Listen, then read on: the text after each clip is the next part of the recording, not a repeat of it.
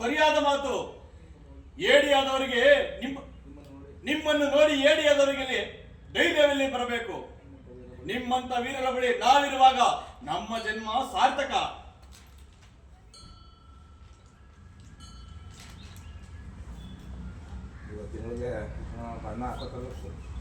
ಇವತ್ತು ಒಂದು ತಿಂಗಳಿಗೆ ಸರ್ ಬೆಳಗ್ಗೆ ಸೀನಲ್ವಾ ಸರ್?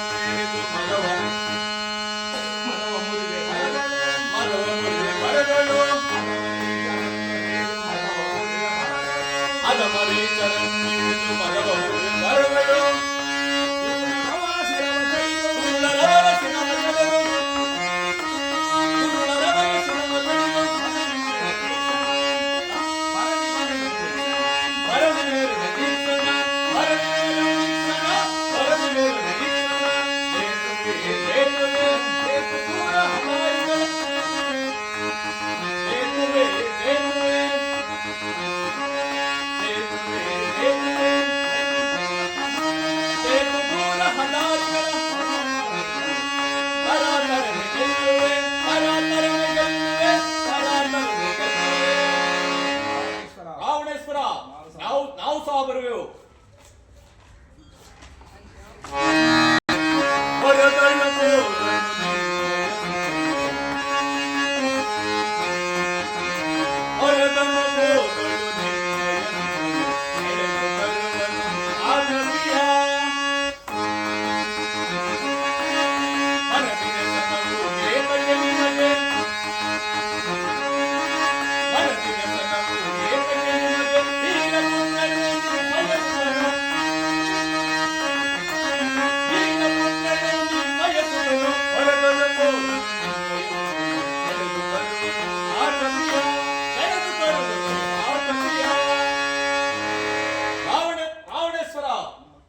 ನಿಮ್ಮ ಕುಮಾರನಾದ ಇಂದ್ರಜಿತ್ತು ಹೋದ ಮೇಲೆ ಆ ಕಪಿಯನ್ನು ಸೆಳೆದುಕೊಂಡು ಬಂದೇ ಬರುವನು.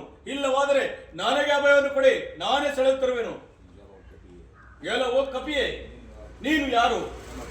ನಮ್ಮ ಅಕ್ಷಯ ಕುಮಾರನನ್ನು ಕೊಲ್ಲಲು ಕಾರಣವೇನು? ಅಲ್ಲದೆ ನಮ್ಮ ಅಶೋಕವನವನ್ನು ಹಾಳು ಮಾಡಲು ಕಾರಣವೇನು? ಇಲ್ಲಿಗೆ ಸಾಯಲು ಬಂದಿರುವೆಯೋ ಅಥವಾ ಸ್ವಾಮಿ ಕಾರ್ಯಕ್ಕೆ ಬಂದಿರುವೆಯೋ? ಈ ರಾವಣೇಶ್ವರನ ಮುಂದೆ ಬೋಳು.